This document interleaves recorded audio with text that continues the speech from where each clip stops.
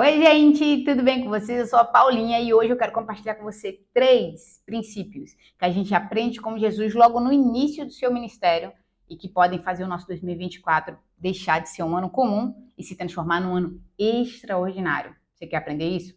Então fica comigo aqui até o final e, se possível, já clica aí no curtir, já compartilha para mais alguém para estar assistindo esse vídeo. De verdade, eu sei que ele vai abençoar a tua vida. Vamos lá?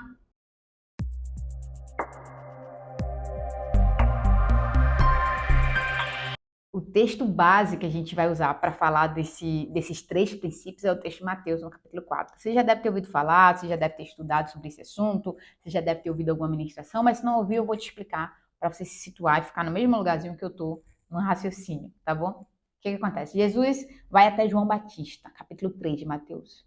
Ele é batizado nas águas e quando ele sai da água, a palavra de Deus vai dizer que do céu vem algo como uma pomba que representa o Espírito Santo. E uma voz vai ecoar dizendo assim: Este é meu filho, meu ruiós, é meu filho maduro, eu me agrado dele. E aí começa Mateus 4, com Jesus sendo conduzido pelo Espírito Santo, aquele que apareceu lá no batismo, Jesus sendo conduzido por esse Espírito até o deserto para ser tentado pelo diabo. E a Bíblia vai dizer que ele passa 40 dias e 40 noites jejuando. E daí a Bíblia diz assim: e teve fome. E nesse momento e teve fome, o diabo aparece para tentar Jesus. E qual é a primeira tentação? Ele vai atacar na necessidade momentânea ali de Jesus. Ele vai dizer assim: se você é filho, ó, a identidade sendo testada, a paternidade que Jesus acabaram de receber sendo testada. Se você é filho de Deus, transforma essa pedra em pão. Eu pergunto para você, Jesus poderia? Sim, poderia. Mas na frente a gente vai ver que ele transforma 5 pães e 2 peixinhos no alimento necessário para alimentar uma multidão. Então, 5 pães e 2 peixes conseguem alimentar mais de 5.000 homens, fora mulheres e crianças. Então, Jesus podia transformar a pedra em pão. Mas esse é o primeiro princípio que Jesus nos demonstra e nos ensina com essa passagem aqui. Vou tentar sintetizar ele numa frase. Seria mais ou menos assim: eu não preciso do milagre para provar que eu sou filho. Eu sou filho e por isso eu vivencio milagres. Eu vou repetir, que é para você decorar ela, assim, colocar ela no teu coração, gravada. Você não precisa dos milagres de Deus na tua vida para você provar para as pessoas que você é filho de Deus. Você é filho de Deus, você é filha de Deus. E por isso, você vai viver milagres na sua vida. Sabe? A lógica não é o milagre primeiro para eu ser filha depois. Não, não, não. Eu sou filho. E porque eu sou filha, eu vou ver milagres. Talvez os milagres sejam diferentes do que as pessoas imaginem. Talvez os milagres sejam diferentes da perspectiva que foi apresentada para você. De um Deus de prosperidade, de promessas, uma teologia que só faz com que Deus trabalhe como um servo para a gente. Não, não, não. Às vezes o milagre é simplesmente eu, no meio de um deserto com fome, conseguir dizer não. E esse é um milagre que as pessoas não vão ver como extraordinário, talvez, mas só você sabe quão difícil é dizer não quando teu corpo e tua mente quer dizer sim. Mas isso é um milagre. E porque você é filho, você vai conseguir resistir, você vai conseguir dizer não para aquilo que não vem de Deus. Então, o primeiro princípio que eu aprendo com Jesus: eu não preciso do milagre para provar que eu sou filho. Eu sou filho e por isso eu vou viver o milagre. Amém? Vamos para o segundo princípio? O segundo princípio é a segunda tentação vai nos ajudar a entender ele.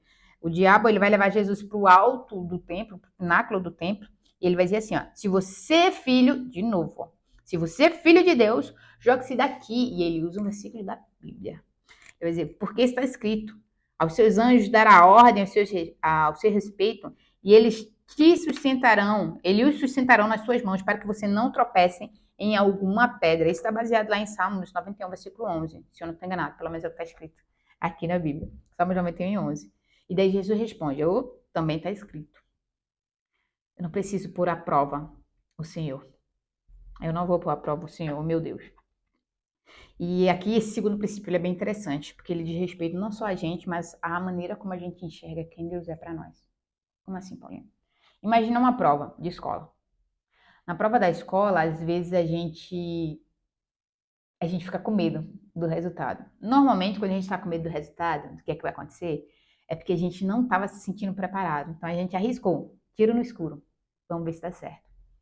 E a gente fica aflito até ver que tirou 7. Mas aquela pessoa que é estudiosa, que estuda sempre, que só tira notas boas, o receio dela não é se ela vai passar ou se ela não vai passar. O receio dela, às vezes, a gente até fica meio chateada, né? Que ela fica tipo assim, puxa, eu acho que eu errei uma questão. E você, meu irmão, não sei nem se eu passei. E você está preocupado com uma questão? Mas por que ele está preocupado com uma questão, com algo tão pequeno? Porque o grande, ele já tem convicção. Ele já sabe que passou, ela já sabe que passou. Então a prova, gente, ela não vem para dizer se eu estou pronto ou não. Eu estou pronto antes. E a prova, ela só ratifica isso. Não é a prova que me torna pronto. É isso que eu quero falar, na realidade. Não é a prova que me torna pronto. Eu já estou pronto. E a prova veio para provar isso, para ratificar isso, para afirmar isso para todo mundo. Então, você vai passar agora para o terceiro ano do ensino médio. Fiz as provas e passei. Passou? Você já está pronto para o ensino médio. Mas não foi a prova. Foi todo o teu processo até o dia da prova que te tornou pronto. Deu para entender? Então, nesse momento, quando o diabo fala para Jesus assim, se lança daqui, Jesus, eu não preciso me lançar daqui para dizer que eu estou pronto. Eu sei que eu estou pronto. Eu não vou provar a Deus para que ele demonstre que eu estou pronto. Eu sei para que eu vim. São 30 anos me preparando para esse momento. Então eu não tenho que provar nada para ninguém. Deus sabe. Ele conhece meu coração. Eu ouvi ele dizendo para mim: esse é meu filho amado, ele me dá alegria, eu me agrado dele. Então eu não preciso de mais nada, eu não preciso provar nada para você. Pode usar o texto da Bíblia que for. Eu sei quem eu sou em Deus. E eu sei o que a Bíblia fala sobre mim, então tá tranquilo. Então, o segundo princípio que Jesus nos ensina é que as provações, elas não são para me tornar alguém pronto. Elas são para ratificar quem eu já sou. Elas são para ratificar que eu sou filho e que eu tô pronto, sabe? Então, às vezes a gente entra na prova. Esses dias eu passei por uma situação mais ou menos assim. Eu tava com muita dor, eu fui parar no hospital, na emergência, eu tava com muita dor. E como é uma dor já contínua, eu tô tendo ela há alguns dias, e em alguns momentos, né, a cabeça da gente, ela ferve, assim, sabe? A gente começa a se questionar, e eu passei por isso. E meu esposo estava do meu lado, eu parei, eu chorando assim com dor, eu falei assim pra ele: nossa, tem horas que o sentimento que eu tenho é que eu não vou conseguir ir até o final disso. Tem horas que o sentimento que eu tenho é de que a luta tá maior, sabe? Eu fico pensando assim, a luta tá maior. Não dá pra vencer ela, não. Mas nesse mesmo momento, sabe o que é que eu lembro, gente? Eu lembro do que a palavra diz. O Senhor, ele não vai me dar um fardo maior do que eu possa suportar. Na realidade, o Senhor nos diz: vem para mim, que o meu jugo é suave e o meu fardo é leve. E daí eu falei para ele: poxa, eu sei que eu tô com o Senhor. E eu sei que ele não me daria, não me testaria acima do que eu posso suportar. Então eu sei, eu já passei. E eu vou repetir isso para o meu coração acreditar. Eu já passei. Eu já venci. Essa prova não veio para definir quão forte eu tô. Ela veio para que eu tivesse certeza da minha força. Eu vou vencer. E eu comecei a repetir isso para minha mente, assim, mente, para de achar que é impossível. É possível. Lá no céu já tá escrito assim, ó, Ana Paula venceu. Eu só tenho que provar isso para mim mesma. Vamos embora. E essa é a nossa realidade, gente. Eu sei que tem vezes que a prova parece ser gigante e que você não é capaz de vencer. Mas eu vou repetir isso até você acreditar. Você já venceu. E a prova só vai ratificar isso. A vitória ela já é certa. E não é a vitória já é certa porque, Deus. Não, não, não. É porque o processo que você veio até aqui com Deus, ele te forjou. Ele forjou teu caráter, ele forjou teu coração, ele forjou teus pensamentos, ele forjou você. Para que você possa chegar onde Deus quer que você esteja. Então, se Deus permitiu, se hoje é o dia da prova, é porque Deus sabe, você já está pronto. E daí o diabo tenta antecipar esse dia, o diabo tenta falar para Jesus, não, tenta agora. Jesus, não, não, não, eu não preciso provar nada agora. Se eu estiver pronto, Deus sabe, e na hora que Ele quiser, Ele vai colocar a prova para mim. Aí tá tudo bem, a prova de Deus eu passo. A sua eu não preciso passar, eu não preciso provar nada para você. Sabe? Então, tenham isso na mente de vocês. Na segunda chave, segundo princípio. A prova não vem para definir se eu estou ou não pronto. Ela vem para ratificar. Eu já estou pronto. e eu vou vencer, tá bom? Terceiro e último ponto que eu quero aqui nessa passagem da tentação de Jesus. O diabo ele leva Jesus a um monte muito alto e ele mostra todos os reinos do mundo.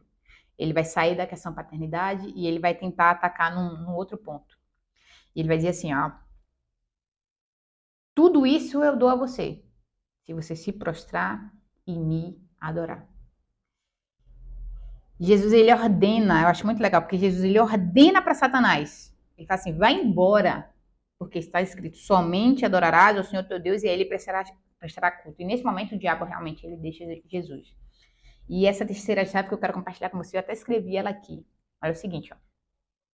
Resultados extraordinários sempre estarão alinhados com minhas atitudes de hoje. O resultado extraordinário que eu vou viver amanhã, ele está alinhado com a minha atitude de hoje. No amanhã, 3 anos depois, Jesus dividiria a história em 2.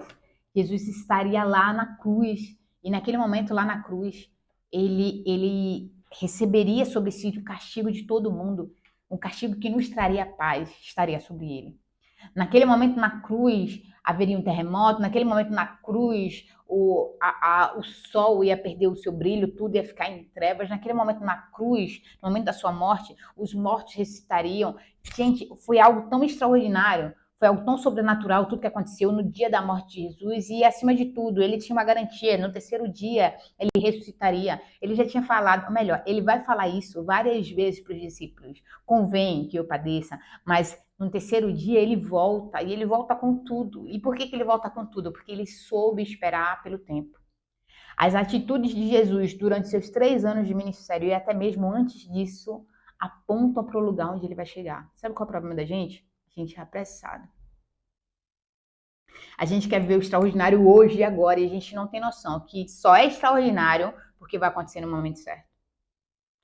O resultado só é um resultado extraordinário porque ele acontece no momento certo. Se eu antecipo, não será. Se eu antecipo, se eu pego um atalho, não será. Por quê? Porque eu saí do lugar que Deus queria que eu estivesse. Então, se eu quero viver algo incrível com Deus amanhã, se eu quero viver a promessa dele em algum momento, eu preciso hoje começar a me comportar como alguém que vive a promessa. E alguém que vive a promessa não é apressado. Você já viu na Bíblia em algum momento, em algum versículo, dizendo assim, e Deus correu. E Deus se apressou.